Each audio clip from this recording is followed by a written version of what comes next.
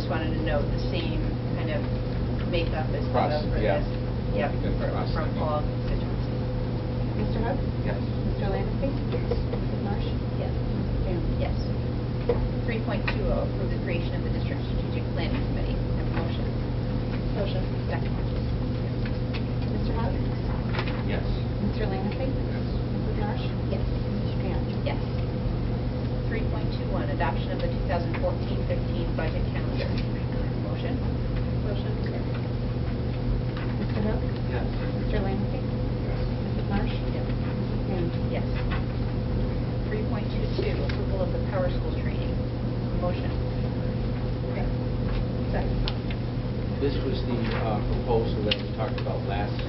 Now we're presenting it for approval.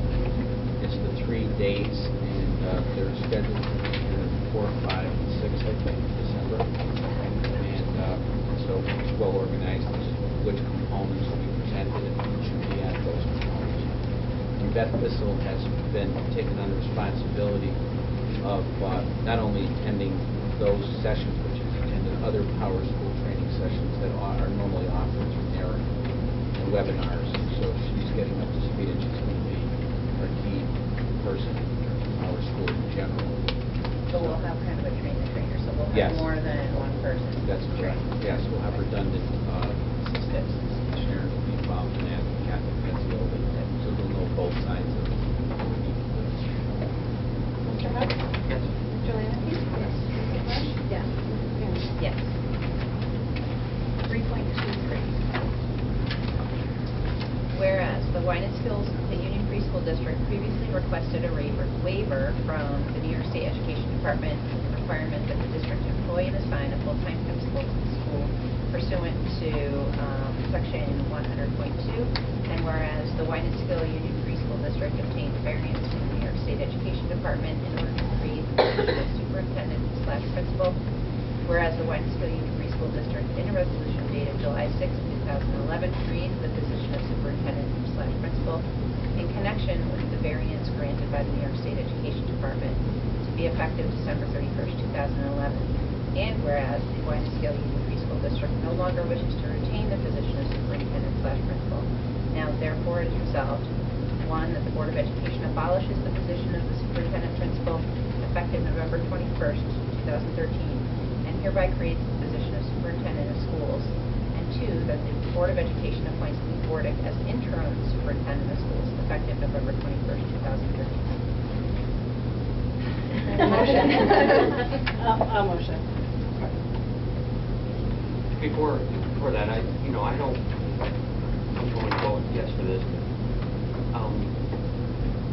And to the extent that anybody in the future looks to these minutes to see why we did what we did, I don't want this to be seen by a future board as a thing that's impossible. I think that when I was here, we had a superintendent principal. There have been issues before where we've tried this experiment and it didn't work. I don't think it's an impossibility for this district, but in this case, what we tried didn't work out in this instance, and I think it's a good idea to switch back. But I don't want it to be seen as some indication either to the state that where we have to get our variance from, or from the community that anytime this is proposed again, it shouldn't be met with a dead letter. It should be considered again. I think it can work. Mr. Hook? Yes. Mr. Lanfear? Yes. Mrs. Marsh? Yes. Yes. 3.24. Whereas the Wynantskill Union Free School District, in a resolution dated July 6, 2011, created the position of K-8 assistant principal, and whereas the Wynantskill Union Free School District no longer wishes to retain the position of assistant principal, now therefore it is resolved, 1, that the Board of Education abolishes the position of K-8 assistant principal effective November 21st, 2013, and hereby creates the position of K-8 principal, and 2, that the Board of Education appoints Mary Yotis as K-8 interim principal effective November 21st, 2013. Have a motion? Motion. Second. Mr. Hook? Yes. Mr. Lanfear? Yes. Mrs. Marsh? Yes. Mrs. Pam? Yes.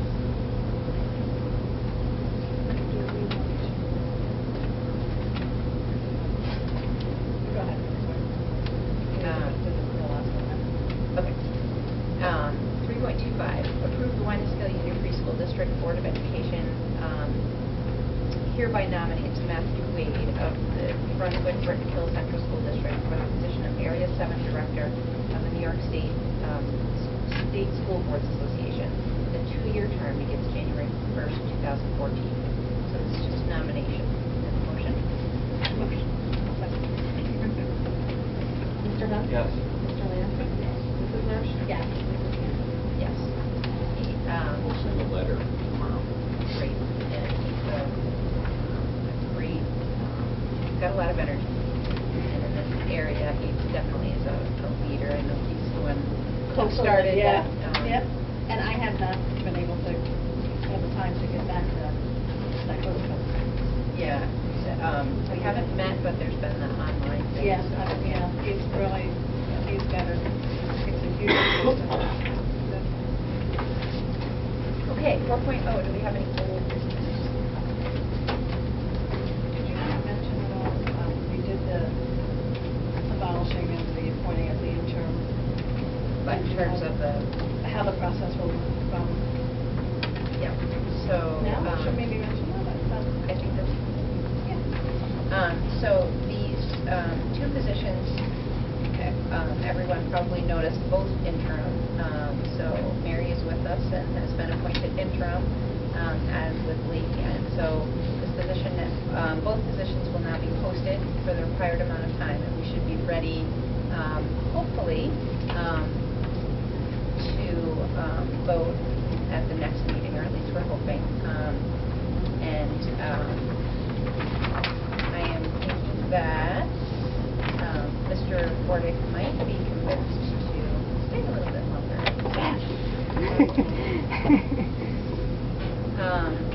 So if anybody has any questions about that, let us know. Okay, no other old business, right? 5.0 new business. I don't see any listed here. 6.0 informational. The next board meeting December 19th at 7, and it's going to be public comment.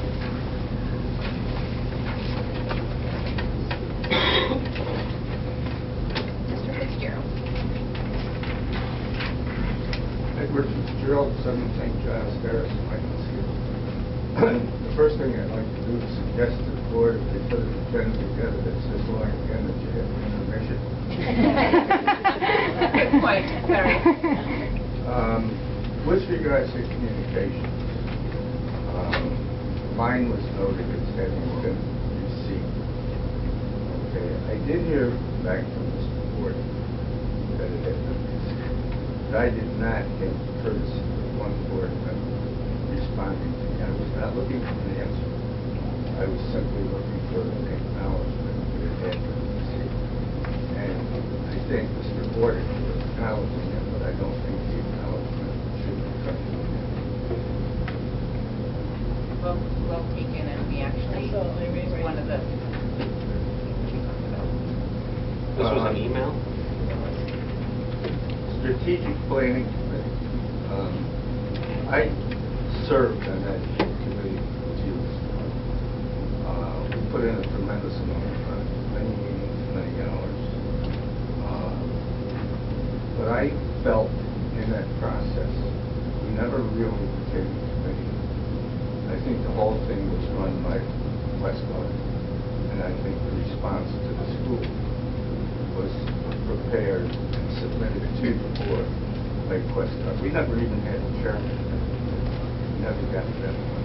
We had tremendous amounts of information provided to us as a committee, but I don't think that we really had an awful lot to do with the result that came out of that. And I would recommend very strongly that if you form this committee again, I for one will not come back. I spent many nights here and felt as though nothing was accomplished as far as being the committee. But my recommendation to the board would be not to involve the rest of it. It's similar to the recommendation to the board that they not be involved. And I don't think this came up when you responded. But there was a very strong feeling among the folks that Questar would not participate in an next selection process for a permanent superintendent. I'll be brief because I know there's people that have to get home. I only have one more item. I think I'm the oldest person. I don't think so. Okay, and I can manage to walk parking lot to the building from the school board. Okay, and it really bothers me when that entire fire lane that is posted with signs that say no parking anytime. There wasn't a vacant spot out there tonight. And I think either the signs have to be changed, it doesn't apply to the hours after school, or it has to be enforced that people should park. Thank you. Thank you. Thank you. Meredith. Hi. I was a little worried because my name wasn't on for the emails received. And the night after the board meeting where we met and I had spoken to you guys about the resolution that our sister districts, or whatever you want to call it, about the high stakes testing, I sent you guys a complete list and examples with, it was a beautiful email, and nobody responded, and I feel like a month is lost now because that was really important. No, we did it, So that was one of those. Well, the reason that I'm bringing it up is because I got a bounce back that Lisa Henkel did not receive my email. And so I emailed you and asked that to be fixed. And so, the other thing that we're kind of lagging, I'm sorry, No, I just Oh, want we to were make just- sure that we we were get just- the original emails. I can resend it. Can you read Yeah. that? Oh, sure. That would We be had great. that problem fixed, and we did talk about how Yeah. one of us would definitely, we will definitely, I mean, I will do it temporarily until we decide as a board, but we will respond, we will at least acknowledge we got it. Just so we know that you got, Absolutely. yeah. No, you guys are right. I mean, I don't like to send emails that I don't get responses to either. So you guys are absolutely right, and that, I think, how long ago was that we discovered the problem? It was actually your call that you had stated, and then immediately Joy Right. went in to see where the board emails were going, and then realized that they weren't coming to the board you. clerk, but they were going to Dr. Henkel's email address. It was, that very day he corrected, but anything that had come in before was correct.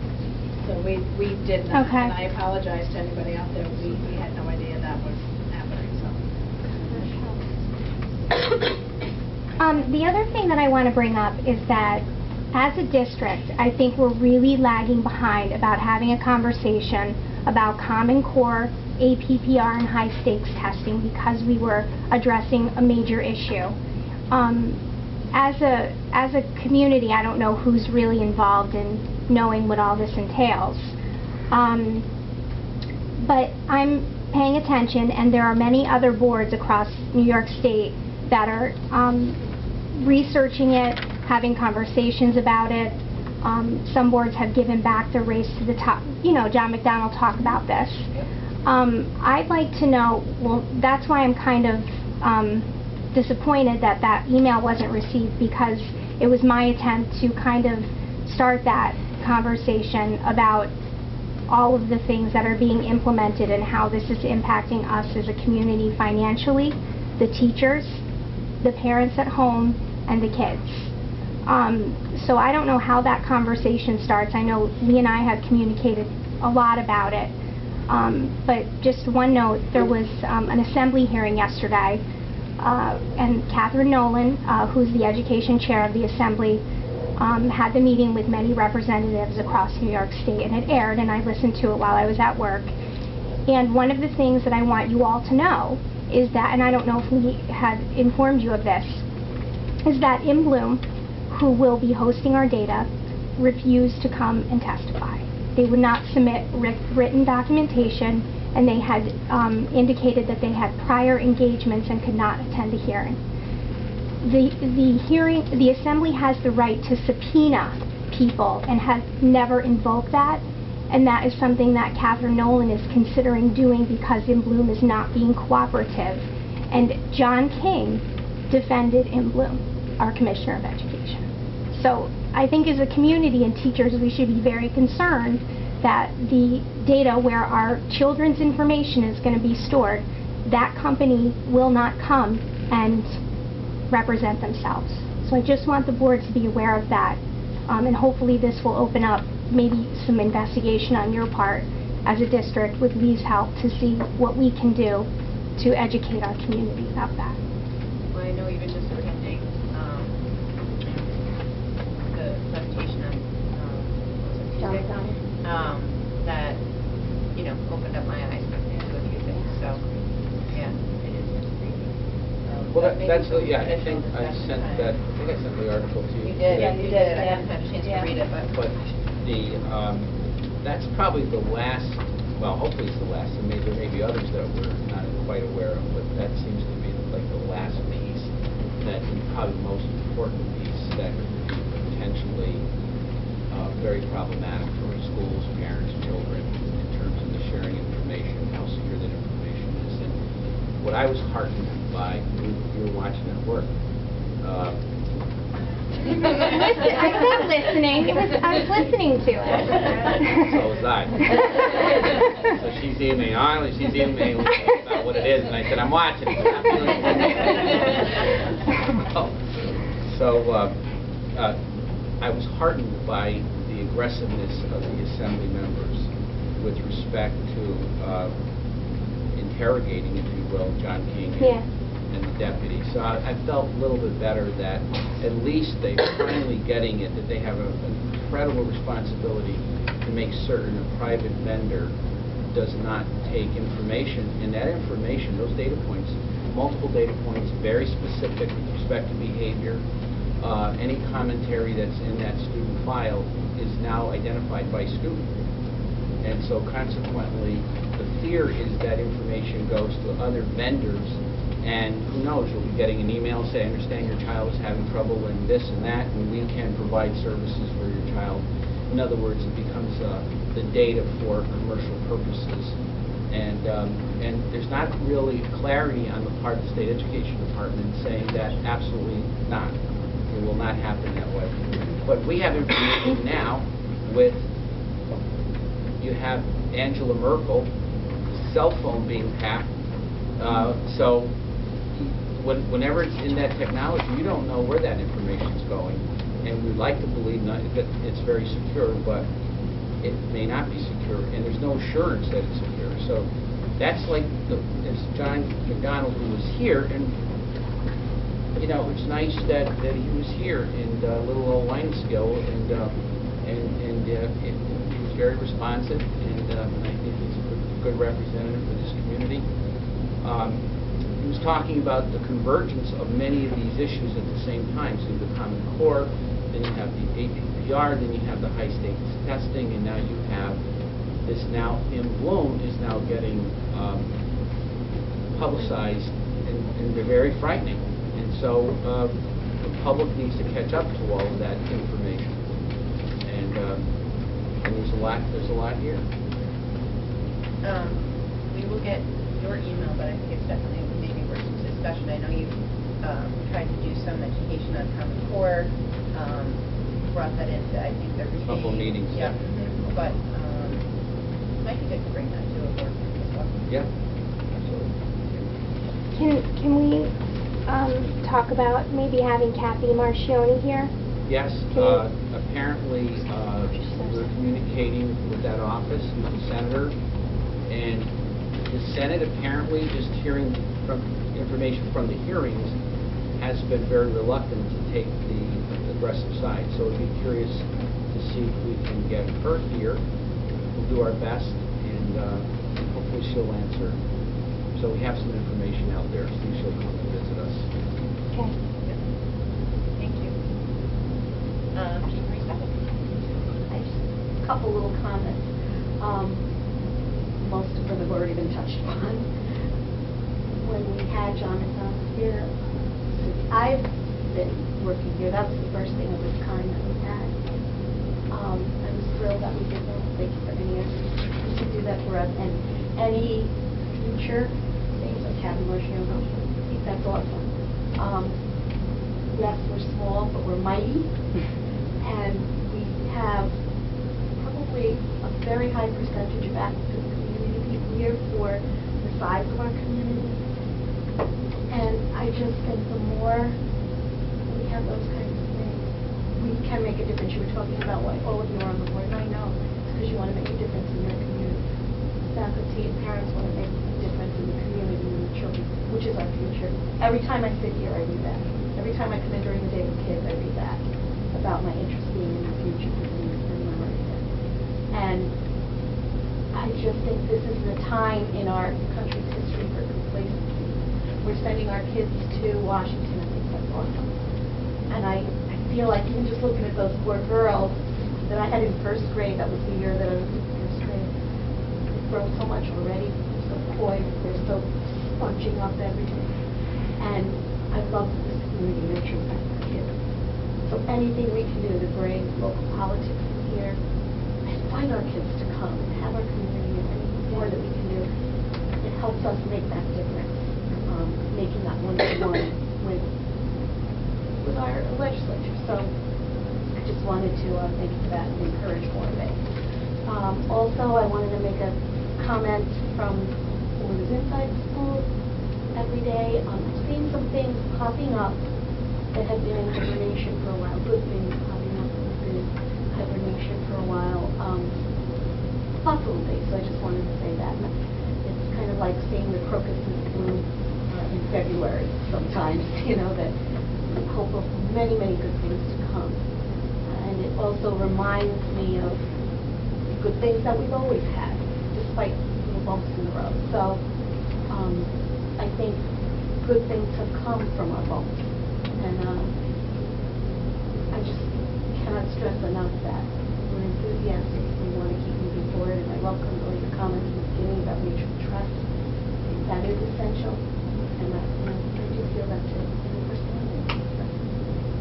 Ever. But point well taken and shared. Thank you. And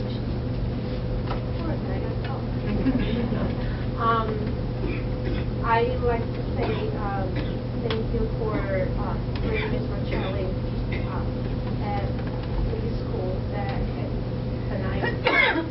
We very well listened to us and I was trying to stay connected to Mr. Fitzgerald was here and we shared one interesting night very interesting, and I hope we'll can do him again. I think we can do it again. Also, thank you for bringing Mr. McDonald. Very interesting night. Well, and thank you for being here too.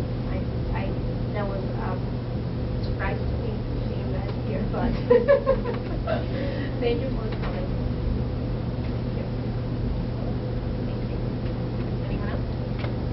Sorry, that's right, my name is.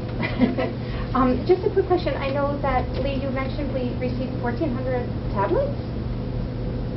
No, not 1,400. Oh, excuse me, 140 tablets? That's so exciting. Can you tell me a little bit about where they came from and who they're going to go to and how they're going to be implemented and No.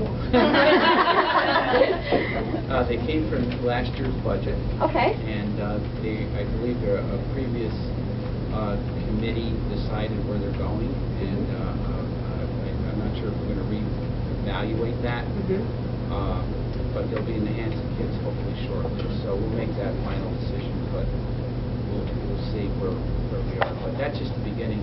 And I want to come back to something that ties back into your question with Mr. Fitzgerald's comments. My recommendation is to do this in-house, and our strategic planning. We have enough information. We don't need another needs analysis, and we don't need to open up some textbook to follow all the pieces. It's right here, and I think there's enough investment, and I agree with Jean Marie, in terms of percentage, there's more active people in this community than probably most communities that I've experienced, in terms of percentage of the community versus who shows up. And I think people are very thoughtful and committed. So I think we have all the ingredients to move very forward, very quick, and as I said earlier, a lot of the criticisms of strategic planning or planning in general is not to develop those specific action plans that are evaluated and move forward. So I'm committed that by the end of a certain period of time, and certainly before the end of the school year, we'll have very specific goals for us to go forward. And many things we'll probably accomplish along the way as well. So I hope you reconsider coming out. Maybe we'll do it earlier in the day. We'll capture maybe some people our age, of average age. But it ties into the issue of technology.